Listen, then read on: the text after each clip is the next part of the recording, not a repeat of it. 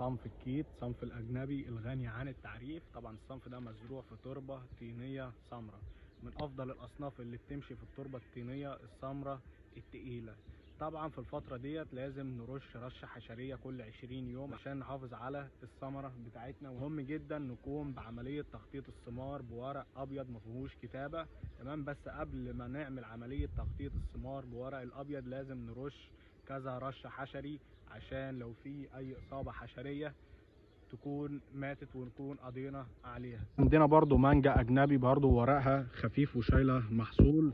المهم ان احنا في الفتره دي هنعمل شويه حاجات عشان نقلل شويه من مخاطر الشمس ولسعات الشمس زي ما احنا شايفين كده. اول حاجه هنرش حاجه مانعه للاجهاد للسعات الشمس، ونسمد حاجه مانعه برضو لحراره الشمس العاليه على المانجا. برضو لو عندنا اصابه حشريه لازم نكافحها قبل التوريق.